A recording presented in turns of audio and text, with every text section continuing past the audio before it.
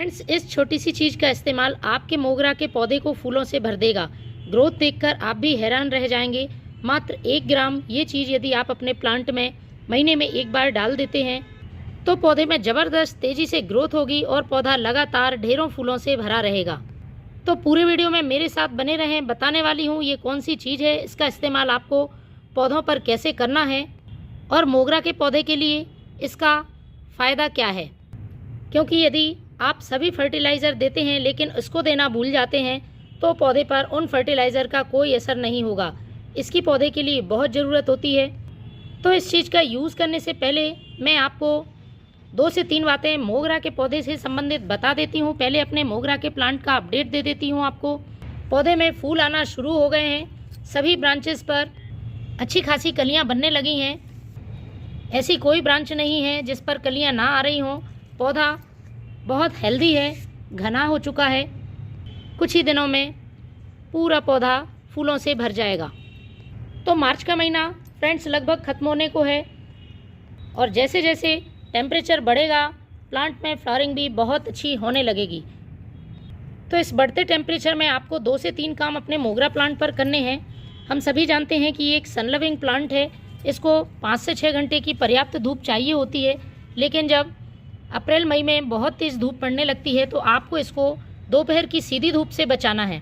वरना यदि तेज़ गर्म हवाओं के साथ साथ धूप पौधे को बहुत ज़्यादा मिलेगी तो प्लांट की जो कलियां हैं वो पूरी तरह से फूल में कन्वर्ट नहीं हो पाएंगी, पहले ही गर्मी की वजह से झुलस जाएंगी। दूसरा काम आपको करना है, प्लांट में सूखे हुए फूलों को हटाना है। यदि आपके पौधे में फ्लावरिंग होना स्टार्ट हो गई है तो जो भी फूल सूख चुके हैं उनको आपको पौधे में से समय समय पर हटाते रहना है। थोड़ी सी आप इसको टिप से प्रून भी कर सकते हैं जिससे कि पौधे में 2 नई ब्रांचेस अलग से निकलेंगी और पौधा लगातार फ्लावरिंग कर पाएगा। इसका कारण ये है कि मोगरा का पौधा हमेशा नई ब्रांच पर ही फूल देता है। तो अच्छी ग्रोथ के लिए और उसमें लगातार फूल पाने के लिए ये काम हमें अपने मोगरा के पौधे पर ज़रूर करना है। अगला जो काम आपको अपने मोगरा के पौधे पे करना है वो है मिट्टी की गुड़ाई।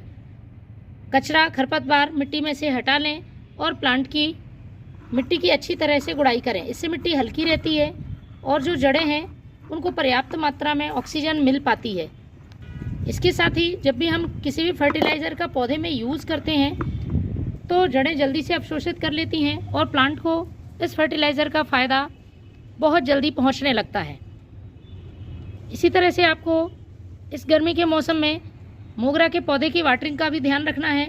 मिट्टी में नमी बनी रहे इस तरह से आपको पानी देना है। बहुत दिनों तक मिट्टी को ड्राई नहीं रखना है क्योंकि एक सन लविंग प्लांट है।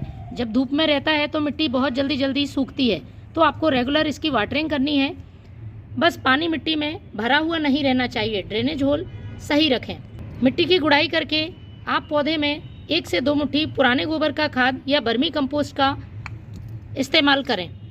पॉट की साइज़ के हिसाब से इस तरह से आपको मिट्टी में इस पुराने गोबर के खाद को मिला देना है या किसी भी कंपोस्ट का इस्तेमाल कर सकते हैं क्योंकि इससे मिट्टी उपजाऊ बनेगी, साथ में प्लांट को पर्याप्त मात्रा में नाइट्रोजन मिलेगा और पौधा लगातार अपनी ग्रोथ को बनाए रखेगा।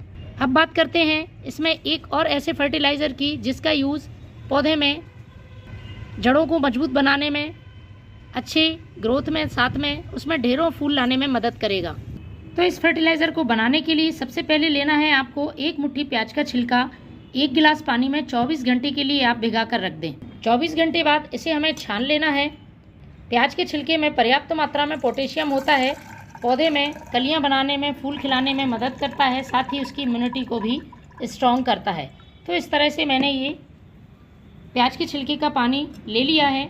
जितना भाग आप ये फर्टिलाइज़र का ले रहे हैं उसका 5 से 6 गुना आपको सादा पानी मिलाना है। गर्मियों के दिनों में किसी भी फर्टिलाइज़र का यूज़ करते समय आपको उसे डाइल्यूट ज़रूर करना है। और जब भी आप लिक्विड फर्टिलाइज़र का यूज़ कर रहे हैं तो बहुत तेज़ धूप में इस्तेमाल नहीं करना है। सुबह या शाम के समय आप इस्तेमाल करें क्योंकि ये बहुत तेज़ी से पौधे पर असर करता है और यदि बिना डाइल्यूट करें हम अपने प्लांट पर यूज़ करते हैं तो इसका साइड इफ़ेक्ट पौधे के लिए हो सकता है। तो लगभग 1 लीटर मेरे पास ये फर्टिलाइज़र है। अब इसमें मैं एक और चीज़ ऐड करने वाली हूँ जो कि कैल्शियम से भरपूर है और मोगरा जैसे पौधों के लिए महीने में एक बार कैल्शियम रिच फर्टिलाइज़र की बहुत ज़रूरत होती है। तो पौधे को कैल्शियम देने का बहुत ही आसान और घरेलू सा तरीका है, वो है ये चूना। आपको बहुत ही आसानी से 2 रुपये में ये चूने का पाउच मिल जाएगा और बहुत सारे प्लांट्स को कैल्शियम की ज़रूरत पूरी करेगा।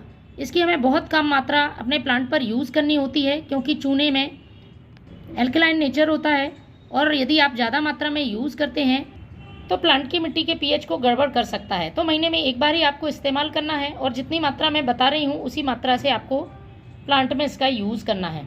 कैल्शियम की कमी यदि मोगरा के पौधे में हो जाती है तो पौधा एकदम सूखा बेजान हो जाता है, पौधे की ग्रोथ रुक जाती है, पत्तियाँ पीली पड़ती हों, प्लांट में कोई फ्लावरिंग नहीं होती है। सभी पौधों के लिए महीने में एक बार कैल्शियम रिच फर्टिलाइज़र देना ज़रूरी होता है। विशेषकर जो सफ़ेद फूलों वाले पौधे हैं उनको तो आपको इसे देना ही होता है। तो इस पाउच में से मैंने कुछ चूना खाली करके इस डिब्बी में भर लिया है इस तरह से, क्योंकि पूरा चूना यदि आप खुले में छोड़ देते हैं तो सूख जाता है। तो आप पैकेट में से चूना निकाल कर कुछ इस तरह से डिब्बी में थोड़ा सा पानी मिलाकर रख सकते हैं। इसमें से हमें लगभग 1 ग्राम चूना इस प्याज के छिलके के पानी में डाल देना है। अब हमें इसे अच्छी तरह से मिक्स कर देना है। मिक्स करने के बाद अब हमें इसे मोगरा के पौधे में इस तरह से डाल देना है। इतना ही डालें, ड्रेनेज होल से बाहर ना निकले। पॉट की साइज़ के हिसाब से आपको इस्तेमाल करना है। मेरा बड़ा पॉट है इसलिए मैं इसमें लगभग पूरा ही फर्टिलाइज़र डाल देती हूँ। तो फ्रेंड्स, यदि ये सारी देखभाल और ये फर्टिलाइज़र आप अपने मोगरा के पौधे को अभी दे देते हैं तो आपको पौधे पर बहुत अच्छे रिजल्ट मिलेंगे। पौधा लगातार फूल देता रहेगा। Thank you.